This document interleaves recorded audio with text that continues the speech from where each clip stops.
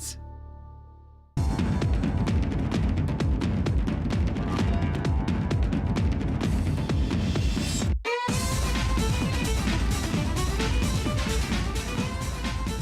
Good evening, everybody. How are you doing? It's your boy DC. This is Out of the Fog, a local matter show we love so much, talking about all the cool kids doing all the cool things.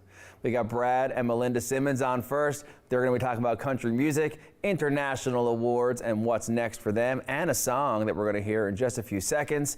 Then, of course, we have Leah coming through talking about her amazing new piece of work, all under Breakwater Books, about dialysis. Check that out. And then, of course, we have two volunteers from Rogers, Michele and Mitchell, talking about the importance of volunteerism. Now, let's hit that track by Brad, and we're going to come back and hang out with them in just a bit. This is Out of the Fog. Check out their track right now.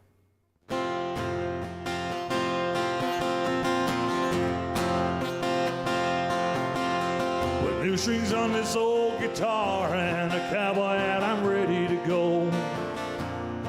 I'm gonna be at the Grand Ole Opry and sing to a sold-out show. Waylon and Merle, you were true heroes of the old country music hall. Your names and your music are shown from wall to wall. Well, that old music will never die, always in our hearts and souls. But that old time country music sings how life should be told. So we'll lift up their hats to the legends of that whole country scene, singing the outlaw country song the way it should always be. All right.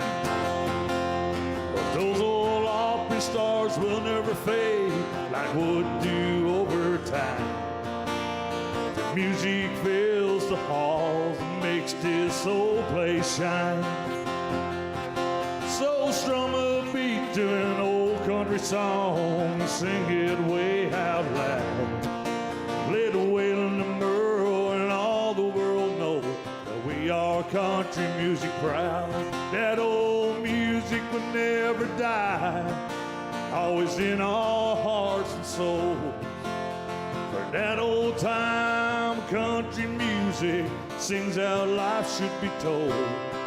So let's lift our hats to the legends of that old country scene, singing the outlaw country songs the way they should always be.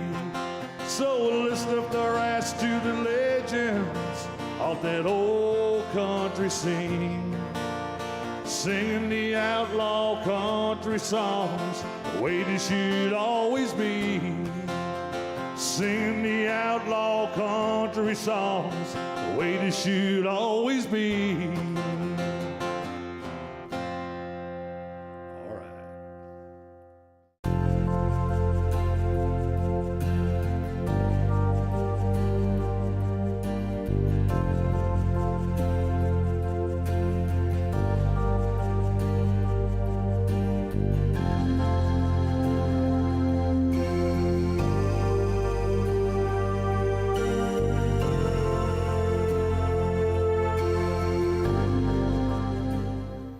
Welcome back, everybody. This is Out of the Fog, and like I told you before the break, and we just heard an amazing song, and now we're here to hang out with the man himself and the woman beside the man making it all happen as well, the Simmonds. I suppose you're going to put out a greatest hits album or some sort of duo album in the future, are you? Oh yes, that'll From come the for Simmonds sure. with love. From the Simmonds with love. Yeah. That's right. Think about it. Get back to me. So what's going on, boss? Thank you so much, first of all, for having us. Thank you so much for coming back. I love it. I love when you guys come through because there's always so much going on. And you know, some musicians just like, so what are you at? And I'm like, oh, okay, that's what I heard a few months ago. Every time I talk to you guys, it's like, this is 18 new things that are on the go. And so obviously I want to start off with the music because, you know, all the publicity is amazing, but it's about the music. Talk about the song that we just heard. Okay, so the song Waylon and Merle. It was, well, Waylon has always been my idol, I guess, like growing up listening to Waylon and Merle and George and those guys. And I kind of fell towards the Waylon side, and a lot of people say that I sound a lot like Waylon. So, but anyway, so me and Melinda, we got together and the song. I kind of jotted a few words, and they were coming out to Waylon and Merle. So lots of times what happened, I'll take a song and I'll write it down and I'll say, here you go, Belinda, I know you can do better than this. Fix it up, right? So then two of us sit down and she does her dots the I's and the T's and that for me and changes a few words, and here we are with Waylon and Merle. So that's our first co-write. that was our first co-write actually together, yes. Wow. Yeah. Now, was that easy, or did you have to sleep on the couch? No, it went really good, I must say. Yeah, We work well. We work well. We got a fabulous relationship, so it all works well. She's my not only my wife, she's my producer, she's my manager. So I call her wifeager. A wife, that's a new one. Yeah, so she's a wife and a manager, so wifeager. Exactly. You know? So it all works out good. So because you're like, I call you like the husband meal ticket, but girl's busy doing her own thing. Yes. She's not Yes. living off you. No. Production house, what are you talking about? We are learning how to produce music as well. We do our own music now. We're working with the Music Publishers of Canada. Wow. And we're learning to do that ourselves. But last year, we did open a publishing house called the Shed Powerhouse. Yes, and right. we have several artists already signed to that. That's no joke, because you know, working on your own craft is its own thing. And inspiration's a part of that, and talent and energy and all the things. But that often pays for the energy that you need to find to help others as well, Yes. given what you've learned. How important Yes. is it to pay it forward? Yes. Exactly. And all the artists in the Shed are very collaborative. So like they all work together, they feed off each other, they help each other, they Yeah. inspire. Yeah. I love it. Our latest member was actually Merle Haggard's son, Scott Haggard. He's signed on to with us as well. So I got a band started now. The boys are all together. So we got summer. I got a band to do some tours with us, and so it should be really good. Where we're going to see you take the stage. Well, hopefully lots of places on the island, but one gig got really confirmed today. This morning was I was really excited for this one. It's the Jigs and Wheels event that's happening in Corner Brook, July 28th, 29th. Yes. Jigs and Wheels, so lots of talent there for a couple of days, car shows, lots of food, lots of, They have an amazing lineup of events there. yeah, so, Scissor kick, don't forget. yes, the scissor kick, that's for sure, I gotta do that. So we got a lot of things in the works, like, you know, I do have a page on Facebook as well, That's what I want fan to know. page. Tell me everything. Right, so Brad Simmonds Country Music, look me up on my fan page there, and every day there's something new. I think since the last time we were here, I did pick up 3 international awards, one from the ISSA and 2 from the Red Carpet Awards in Holland, even one for the best voice of all genres, I mean, right? what can we say about this? So it's been exciting, and right now we're up for, me and Mel, between the two of us, we're up for 11 more international music awards. I mean, bringing Newfoundland to the world is its own special thing, and you are doing that. Does it make you feel proud to know that you're getting the music out there and affecting so many people? Yes, and like you said, when you're Yes. working with more people and you thrive off each other, you feed off each other or whatever, like you said, like, you know, you pass along what I can to those people, and the other people that come into us, they always got something to offer us. So, That's amazing. Like, you know, and it works so good. And that's one good thing I always enjoy about music is no matter how bad it is, it still was fun. Guys, thank you so much for swinging by. I'm so proud of you guys and the things that you're doing. Thank you so much. Whenever I'm around you, I feel like I'm with 2 teenagers in love, I swear. Like, you make me feel like I'm 100 years old because you guys have so much energy and passion, and I'm so excited for where it's going. So guys, this is Out of the Fog. Check out Brad Simmonds online, country music star, world-renowned, awards upon awards. And Melinda, I mean, check out her Facebook feed because she's popping off every day. This is Out of the Fog. We'll be right back after this break.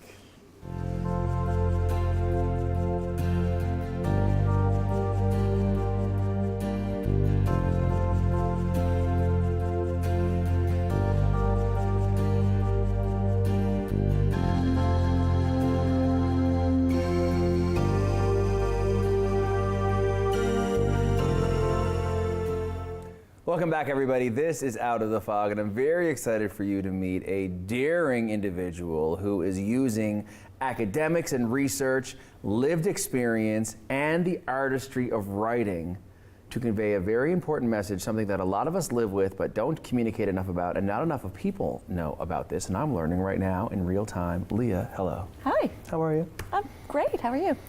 Well, I mean, listen, from an actress who was doing this, a decision to move into academia and research, and brought you right back around again, I would love to hear your story about your amazing new piece of work. The Dialysis Project. Indeed. Yeah. Well, the Dialysis Project is a play that its publication was launched in late March. Okay.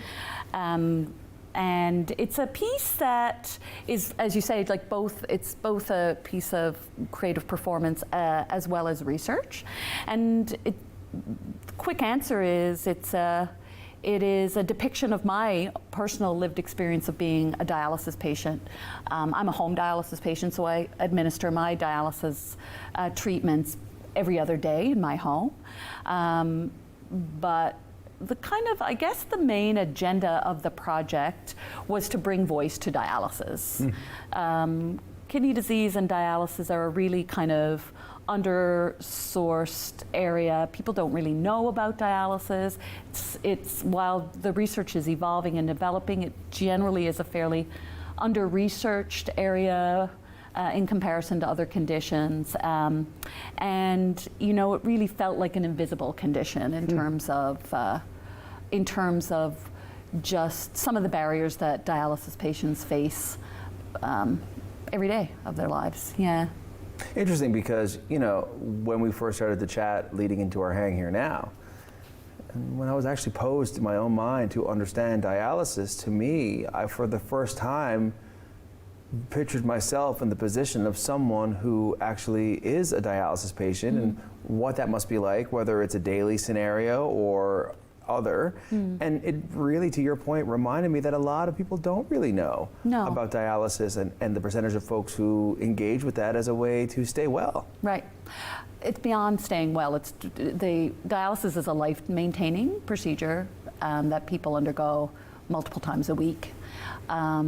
It's one of the only treatments for kidney disease. Transplant is the other, and transplant is just the transplant policy and stats in Canada are challenging. So there's not enough organs to go around, and we've heard that narrative many times for many conditions that can be treated with transplant. So dialysis really is as a result is like proliferating in great numbers. Lots of people, as aging population, it's secondary to diabetes. So lots of people are on dialysis, and socially speaking, we don't understand dialysis in the way that we do other conditions. That's right. And so the Dialysis Project as a research piece is really about kind of relaying that. Now, it's my story, but dialysis patients that attended the piece really kind of resonated very deeply with it, who took part in the research project. But we're also interested in working with medical educators and nursing educators using this type of material and curriculum to kind of bring patient voice into training healthcare providers. Wow. So and I'm kind of in a unique position where I'm kind of an academic nerd and a dialysis patient, and I work in theater and performance and know how to use all of these pieces. And the team that I'm working with are just like making it happen as well. So, wow.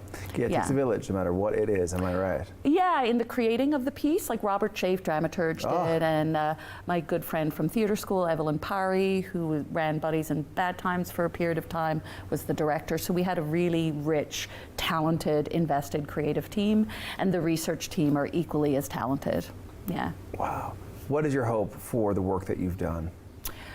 I guess what I'm really interested in is bringing patient voice, like content like this, into how we engage with medical care and illness engagement, just giving a louder voice and agency to patients in how their healthcare is navigated, and in turn, like in the outcomes of their health. And so I just feel like it's a richer education for for medical practitioners to kind of have patient voice, and that's sort of what my strategy is. Imagine this in the months ahead if it was to take the stage. What would that involve? Well, I guess I should say that when the show ran, it ran digitally because we were still in COVID at the time. And as a result, there's a recorded version of it. So it's not something that necessarily would be easily to remount because it's a live dialysis treatment, right? But we are working on creating a curriculum package that would include the ability to view the whole piece in an edited final version of the piece. So the piece will live in perpetuity, so people will have an opportunity to see it. And so it makes me wonder, when it comes to the journey of creating this, from the research phase into the more artistic interpretation phase of this, what was that journey like? And did that unlock any surprising feelings or opportunities or realizations along that? Because that's an intimate journey to look at yourself and then figure out a way to communicate that journey to others. Yeah, and I think you kind of hit on some important things there. It was a very intimate journey, which is why I chose the creative team that I did. And it was the creative process that really needed to be nurtured before the research piece came in. Right. And that took years.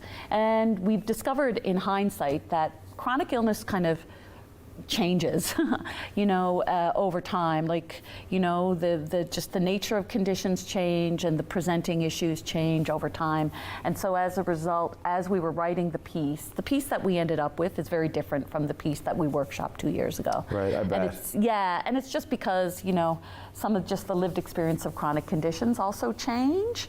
And so we ended up in the current story, and the story continues. But it is a nice snapshot of what dialysis patients experience on the daily. Yeah. I wonder if, when thinking about everything we're talking about, and the point of anything, about no one getting anywhere alone and the gift of community. Did you find that this process, though I'm sure painful at points and exciting at others, do you find that when you look back at it, that you have created more of a community of folks who all share the same reality, who now feel more seen, maybe? For dialysis patients, you mean? Yeah. That's definitely my hope. So we did have a bit of some input from dialysis patients in the first round of data collection, and that was definitely what we're seeing. And in the early data results that we're seeing is certainly, we're definitely, like, when there's shared voices, there's an opportunity for agency. Yes, and that's the point, and that's important to say. Yeah, and so that definitely there's evidence in our early data that that's the direction that we're going in, and also just like learning. People who aren't, members of the public who are just like, whoa, is this really what what people have to do on a regular basis? Right.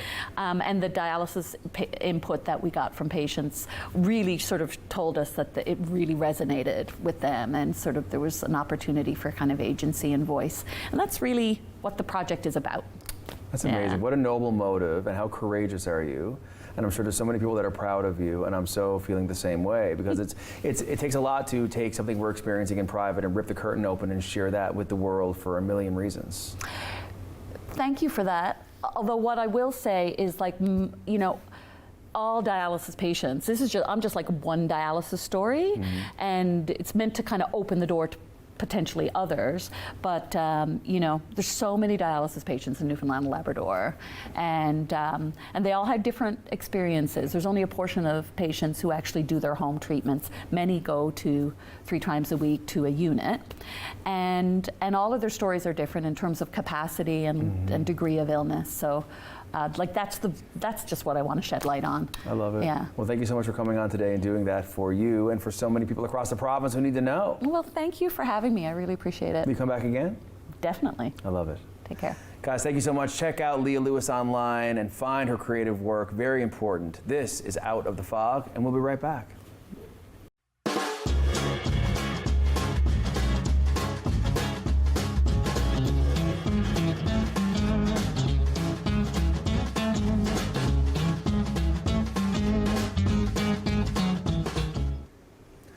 Welcome back, everybody. I'm so glad to be hanging out with the home crew up in here. These two folks, Mitchell and Michele, are two of Rogers' finest. They come in, they throw down, they're in the control room, they're out here on the production floor. Boz, what do you have? What do you Look at have, that Don-E? praise. Oh my This is gosh. awesome. Listen, you deserve it all. Oh, and do you thank find you. it while being on the couch? Yeah. And a little switch, a little reversal, right? I know, it's fun being on the other side. Yeah, and as you know what, I would just assume being behind the curtain as in front of it as well. But you know, when volunteerism happens and we get asked to do things, we say, okay, we'll do the thing. That's literally what brought me here. What brought you into volunteering here at Rogers? Well, I actually have a long history with Rogers. A long time ago, like in their 78, my mother used to work here. Oh, no way. And she changed the studio into a real studio, and so I was hooked on TV production. Then I went ahead, lived my life, and then about maybe 10 years ago now, I got back into Rogers, and just love everything about television production, and I love working on your show, and I love all the different positions I could learn about sound and graphics, and being the floor director is my favorite thing, to count people in and get to meet all the who's who, what's going on in town. Yeah, I love it. that. That's so great. So many Yeah. reasons. Yeah. What about you, Mitch? Back in 2019, I actually used to work with Rogers as a sales rep. Ah. And Julia, the floor director right now, sent an email out to all the Newfoundland staff asking if there would be any volunteers for the regatta. And you know, being a young up-and-comer recently from Ontario, I wanted to get my hands in anything I could. So I went and did the regatta. It was a great time. I found like the sense of community amongst everyone, just like at the volunteer level, excellent. Like there's something special about everyone coming together to create something bigger. Totally. And I just stayed. And now I come here every so often, do what I need to do, and I get that sense of community. And like Michele said, the different things that you get to do are just awesome. And it's never a dull moment, really. Well, yeah, because I know, you know, sitting here on the couch when I do, and the amount of work that goes into recording a show, cutting it, counting in, keeping track of the timing. There's 18 cameras going on, full lighting set. Sometimes the light will go down in the middle, or the mic will stop working, or all of a sudden the song runs over. There's a lot that goes on behind the curtain. Do you agree?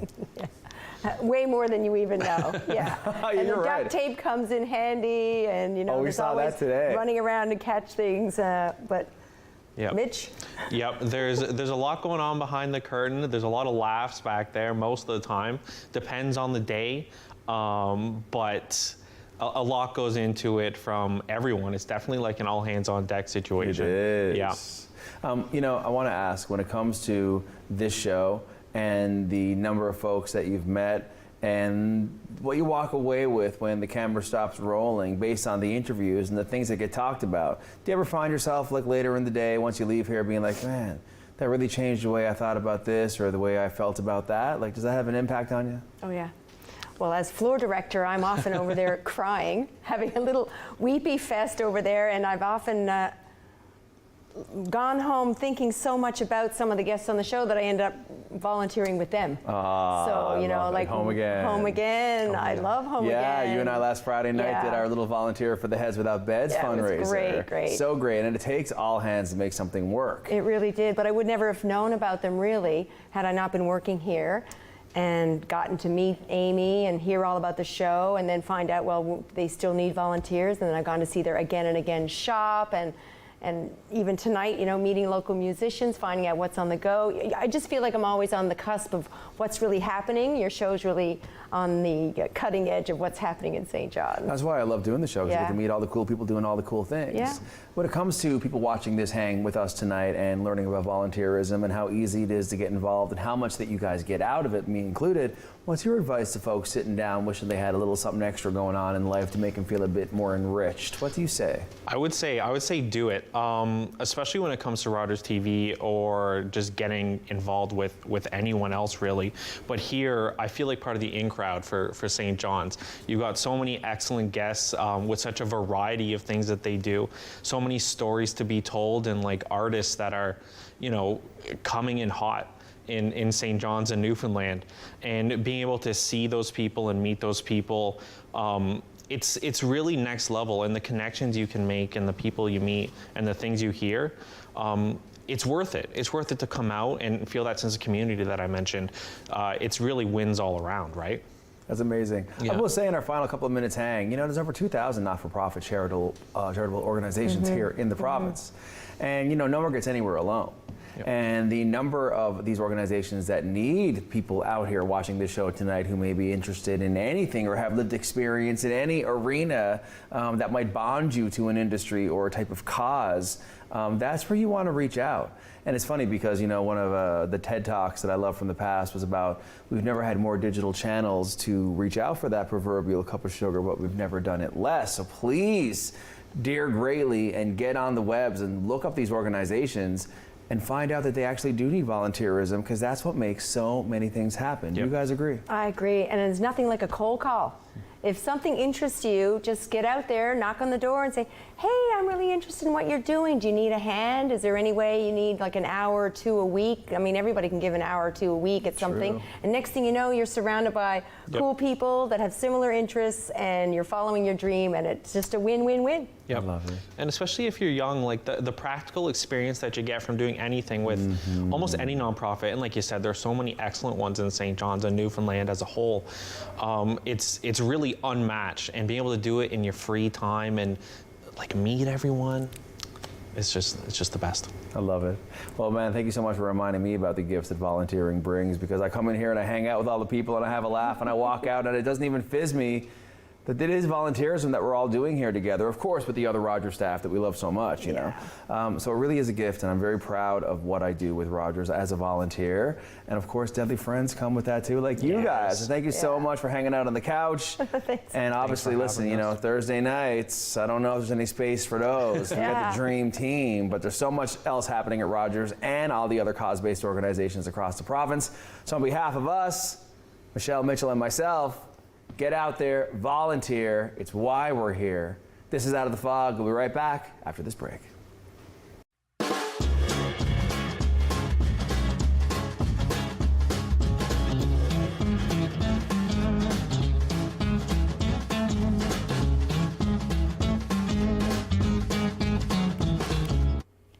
Welcome back, everybody. Thank you so much for landing this show with me here tonight. Thanks to Brad and Melinda for all the country music they keep on making. Thank you so much to Leah for sharing her brave story about dialysis and growing her community with her incredible work. And thank you to Mitch and Michele for coming through and talking about Volunteer Week and how important volunteerism is.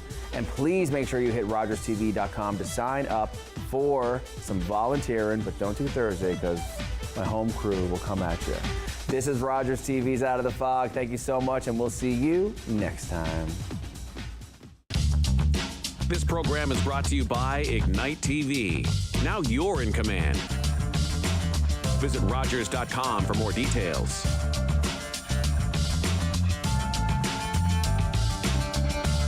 If you have a comment about this program, we'd love to hear it. Email or call us, or send us your feedback through social media. After a night out with your friends, there's always options for getting home safely. You could call your BFF, your mom or dad, whoever you can count on for a safe